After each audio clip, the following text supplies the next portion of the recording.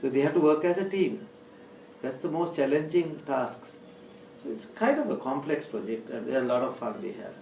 Yeah. Currently, I have done about 5 hospital projects at the moment, total projects, and currently I'm involved in 3 hospital projects, running ones. One is the Putalala Defense Academy. They are putting up a hospital. I have a part of advising them, but they have already done a lot of work. So I'm trying to. They are building a building. I'm going to convert that to a operational hospital. So most my value addition is on running. Then I have designed a neonatal unit for D'Souza Maternity Hospital. I got the funds in. It's in the process of approval. Already conceptualized a cancer hospital project private in Homagam area. In the process of obtaining funds. The other projects online, Castle Street Hospital, we are going to revamp the whole thing. Cardiology unit, we are looking at that. And my personally, I would like to do I conceptualize aged care center, village, aged care village. So that's what I want to do next 5 years. Within the next 5 years, I want to do that.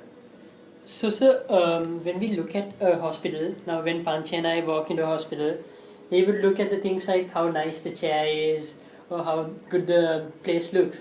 But, sir, the thing we want to know today is what actually should we be looking in a good hospital?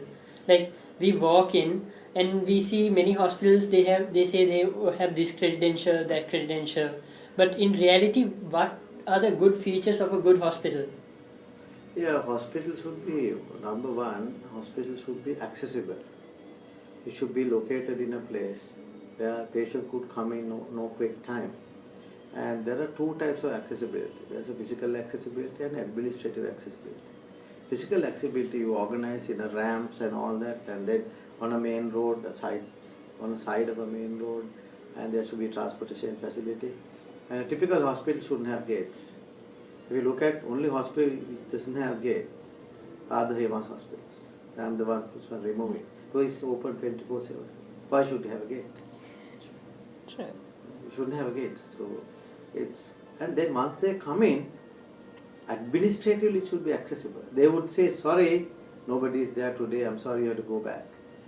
So that's the key thing. And once you walk in, you can't just put security guards, you have to have greeters. I mean, they can do security, plus they should be able to, once you put the word hospital, the patients would say once a minute you get in by law, anything happens after the gate, it's your baby. So you have trained each and everyone for CPR and all that. So coming back to your question again, good hospitals should have, number one, good accessibility. Right? Facility, yes, facility has to be comfortable. It should be medically friendly. Facilities, we can't just have air conditioners. There are different air conditioners we have to use because circulation has to be good and natural light should come in facility wise. And the colors, we use very mild pastel colors. There are different colors. You don't use red, you don't use ash, you don't use, I see that still people use them. The architects has to be, they would like to have a architectural monument and go off. It doesn't happen that way in hospitals. Hospitals has to be, there are norms and there are research has been done. The psychology is a greater component in patient care. He's scared, he's very anxious. He's looking at his economies, he's looking at what's going to happen to their kids and all that at home. It's not just a guy who's walking into a hotel. Hotel, you're going to have fun and simple variabilities. What is the risk that you can have in the hospital? Hotel, you can drown in the pool if you are drunk. Right? You can fall downstairs, on a staircase. That's the maximum risk. But hospitals, they walk into your reception smiling and collapse and die in no time. So the risk levels are enormous. So you have to think about every step. There should be a human component. Everywhere, right throughout the process should be human component. And the process, the layout should be geared to get them ASAP to the relevant medical point. You can have beautiful greeters, smiling people, non-smiling people. If they don't know about health, you're going to be low. People look at your face, smiling, pale, boom, it works. It's bad. Wheelchair, put them in, boom. So simple things. Now people have collapsed so many risk levels. I don't envisage people investing in the building. You shouldn't have tamashas, you shouldn't have a massive hotel kind of a thing. It doesn't give you anything. What they need is a comfortable chair.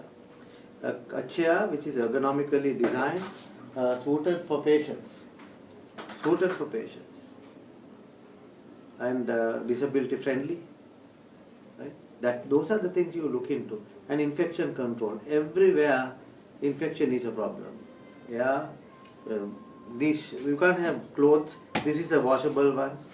Even the look at the wall, the ceiling, the roof, everything. Even every place that you touch and go is infection. They're prone to infection. So many things into looking into. I would tell them to spend more on equipment and training. I haven't seen much in Sri Lankan hospital projects. Training component is minimal. They don't train at all. They pull people from here and there, put them into this thing, and they make mistakes, obviously. So there a lot of money has to come in for training, and the patient should not feel they are getting into the process. There should be bottlenecks. They should go and immediately go there. And generally, what we do in a typical hospital, human body is a beautiful, organized systems. It's a very balanced system. So this balance goes haywire. When it becomes imbalanced, we call them sick. So what we do in the hospitals, we rebalance the system by interventions. How we intervene? By chemically giving drugs. Physically, we remove stuff from you. Mentally, we give advice and all that stuff, right? And then behaviorally, we give you advice to behavior adaptation. So the interventions are fairly risky.